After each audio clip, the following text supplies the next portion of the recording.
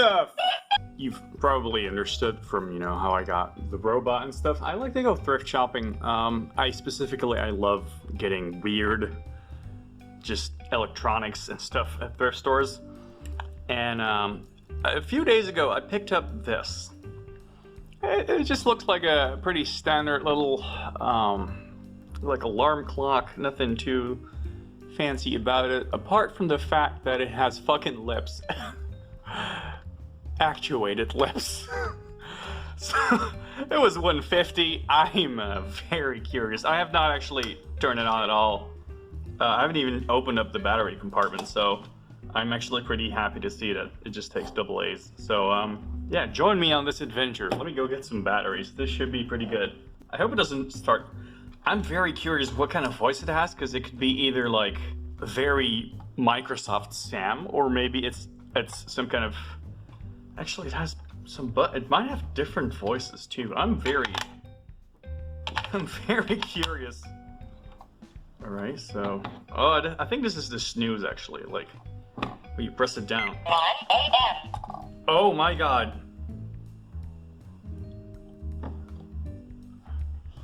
Hold on. 1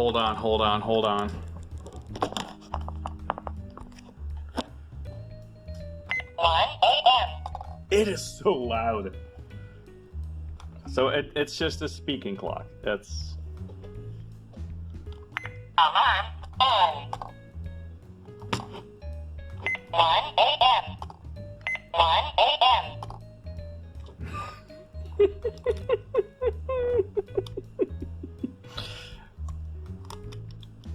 Alarm off. Oh my... Alarm on. Shut up. It is very, very loud. God, it's like a fire alarm. Jesus. Alright, so the alarm should be... Alarm on. Alarm off. The alarm button has two settings. Probably one is a regular beeper, and one is spoken? Alarm on. Well, we're gonna... I have absolutely no idea what this thing is gonna do. Is it just gonna start yelling? Is it just gonna start screaming at me? 2:18 p.m. 2:18 p.m. 2:18 p.m. You know what? 2:18 p.m. It sounds like one of the things inside of an... Oh my... 2:18 p.m. Shush, it's okay. Do it. 2:18 p.m. 1 a.m. Ooh. Oh, 1 a.m. what? 1 a.m. 1 a.m. What the f... 1 a.m.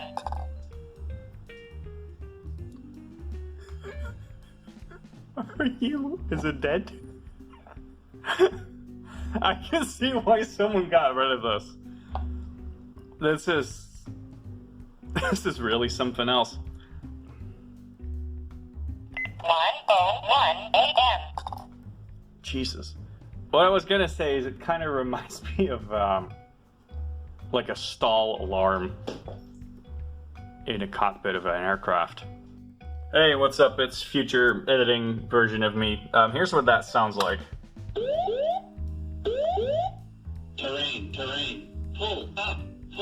This is probably the last thing you hear before you're about to die. Terrain. And so, of course, someone made a 10-hour version of it. Oh, God. Man, that is... that is an experience that I have now had, and I'm not keen on having it anytime soon again. God, they're so full. They're so luscious. There's really... Like, I wanna make out with this. Oh, this says English. That kind of implies you can get this in multiple languages, which I'm not super surprised by. So I just see a bunch of Phillips.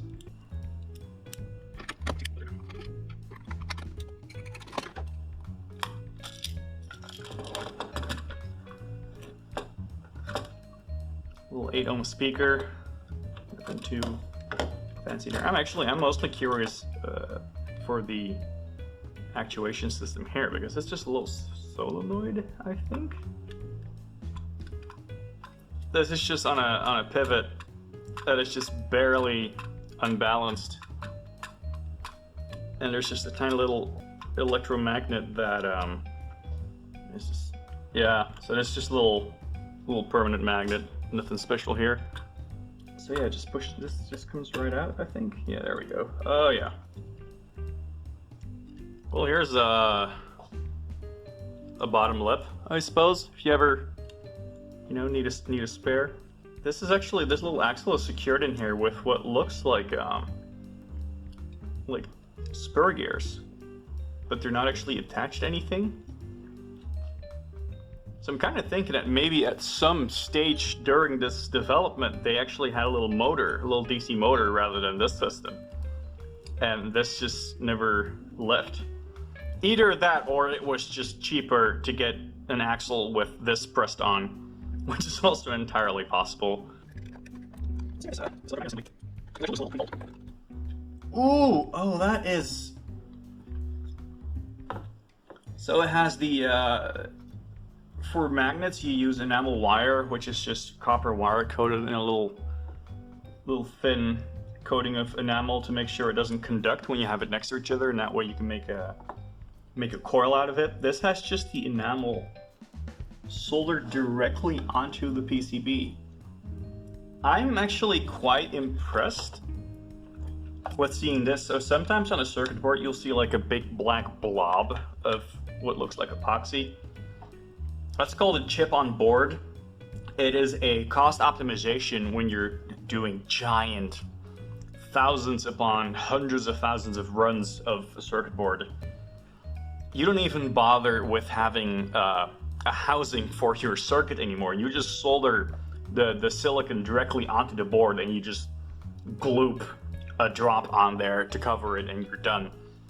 It's not typically something you see in smaller runs, but if you're making God knows how many of one, this becomes a cost optimization. It makes sense. Which is surprising to me because that means they must have made quite a few of these. Yeah, this thing was put out in a hurry for sure. You can see this, what looks like a little surface mount capacitor that's kind of like hand soldered in almost.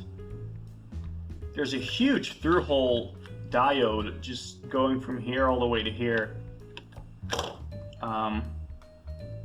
Not entirely sure. Probably some reverse polarity protection they forgot to put in. Although it doesn't really quite seem to attach near the battery compartment poles necessarily, so I'm a little curious. Could be some flyback diode for this electromagnet here, because that's going to give some inductive spikes if you're turning it off and on a few times, which may have damaged some early builds of the system. Quite a few unpopulated strips here, probably for programming it with the different languages. Interesting little board. I also realize I am definitely channeling Big Clyde energy right now. Or I suppose it would be Big Clyde energy. Look at what I'm pulling out here. It has so many different screws. This one all of a sudden is a completely different room from that. For how cost optimized it is, it's very strange to see that they would use multiple different screws on a circuit board like this. So I'm very curious what that's all about. This would be pretty easy to hijack if I wanted to put in my own system. Like, for example, Raspberry Pi would probably fit in perfectly. Maybe not quite perfectly, but an Arduino or something else would definitely, if you take out this battery compartment and put in like a little lithium cell, you'd be all set. You could make could probably put like an Alexa or like a Google Home Assistant in here and have it use the lips. Might do that. Might not. We'll see. So yeah, I think that's going to be it for this video. I know it's not very involved, but I just really wanted to take you along on the ride with me looking at this. Just... I can't even think of words. This makes God cry, I'm sure. It's made me cry. Yeah, I don't even know what to do. I'm gonna put this thing back together and I'll see if I can do something with it in the future. For now, yeah, I'm gonna open the window back up because it is 30 degrees Celsius in this room and I'm dying. Goodbye.